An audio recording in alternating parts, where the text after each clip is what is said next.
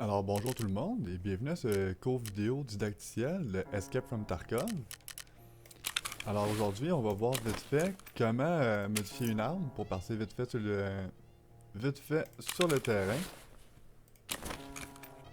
Pour ça, on va voir avec une arme de base que tout le monde utilise au début, les bases de AK. Donc on va acheter ça ici pour commencer, le VPO 136. Comme vous pouvez voir, là, la base de AK, c'est la base ici, le receiver, le receveur. Que cette base-là, pratiquement toutes les AK sont pareilles. Donc, toutes les pièces marchent de l'une à l'autre. Bon, on va acheter ça ici. Donc, si vous voulez mettre un viseur, comme que vous pouvez voir ici, que vous pouvez acheter en jeu, mais que vous l'achetez, lorsque vous allez dans votre inventaire, vous pouvez pas le poser, mais j'arrive à le poser sur lui. Pourquoi? On va voir bientôt. Donc, vous n'êtes pas capable de le poser, mais lui, oui. Vous pouvez voir, lui, ici, le top, il est rond. Tandis que lui, ici, il y a des rails. Donc, dans Escape from Tarkov, ce qui est vraiment cool de ce jeu-là, c'est que c'est un Weapon Building Simulator. C'est une simulation de montage d'armes. Donc, contrairement à Call of Duty, que toutes les pièces vont marcher sur toutes les armes, et j'ai pris ce jeu-là comme exemple, mais en fait, presque tous les jeux sont bons. Dans ce jeu-là ici, Escape from Tarkov, vous devez avoir les vraies pièces et les bonnes pièces compatibles selon l'arme que vous utilisez.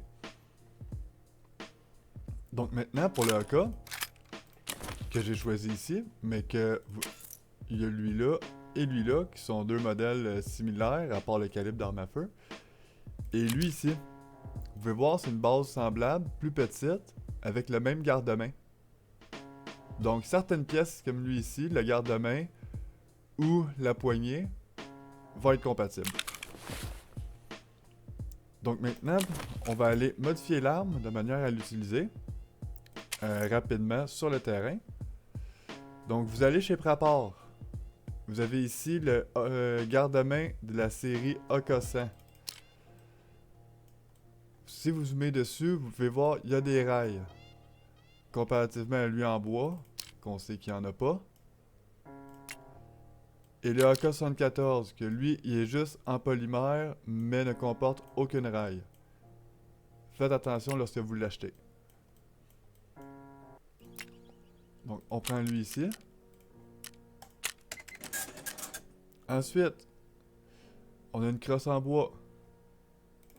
Un petit truc que vous pouvez voir aussi, lorsque vous achetez une pièce, vous allez ici sur la compatibilité avec l'arme. On peut voir ici que cette pièce est compatible avec le VPO 136, qui est juste ici, mon arme qui est là. Donc, on va acheter cette pièce aussi. On va aussi acheter cette pièce-là pour montrer quelque chose par la suite. Tout est là, parfait. Donc, si on enlève la poignée, la crosse, pardon. Et faites attention, ici on a le J-tube, le tube d'emprunt à gaz. Si je l'enlève au complet, l'arme n'est plus utilisable. Sans garde-main non plus, mais voyez, il reste une pièce de plus. Donc faites attention d'enlever seulement le garde-main.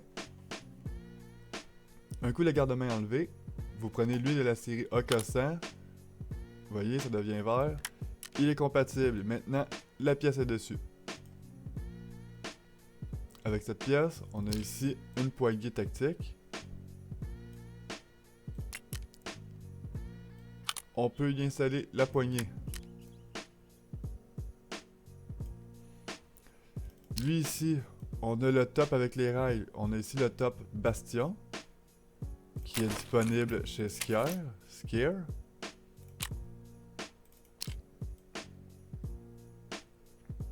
Vous pouvez voir ici. Donc, vous prenez le top Bastion, vous l'enlevez, ou vous l'achetez chez Skier. Ensuite, vous enlevez le top Molotte de celui-là. Si vous voulez mettre le bastion, vous pouvez voir qu'il marche pas parce qu'on peut pas installer avec le bastion. Il y en a certains qui marchent. On peut pas poser cette pièce ici, qui est la petite levée là, qui aide à la visée. Mais inutile en jeu. On enlève ça, on met le top bastion, ainsi que notre crosse en polymère de plus tôt. Vous pouvez voir, on a déjà un AK qui paraît déjà mieux, seulement changer la poignée ici pour une poignée noire et on a un AK qui a un look vraiment moderne. Et ensuite, on peut mettre un viseur. Ça, c'est une arme que j'utilise vraiment beaucoup au début du jeu. Puisque ça coûte vraiment pas cher à modifier, passer sur le terrain. Petite différence, moi je vais y installer un laser sur le côté. C'est une préférence personnelle.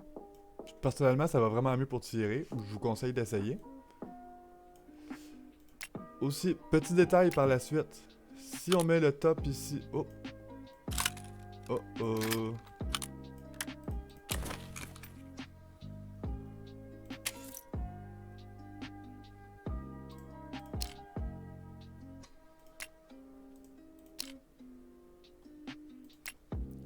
Ok. On a pu voir... Le top du AK-74 est compatible avec lui ici. Tant mieux. Vu que c'est une base qui est un petit peu plus petite que celle-là. Donc si on met lui ici, vous pouvez voir que... Attendez. Oui, lui ici, le viseur là, lui on peut le poser avec un top rond. La simple et unique raison, c'est que certains AK, comme le AK-103 ou le AK-74N, vont avoir une clip sur le côté ici. Qui va vous permettre de mettre un certain viseur. Encore une fois, vérifiez la compatibilité. Donc vous voyez la clip ici. Et si je vais sur celui-là, elle n'est pas là. C'est ce qui fait la différence, comme dans la vraie vie, que j'arrive à mettre ce viseur sur ce AK.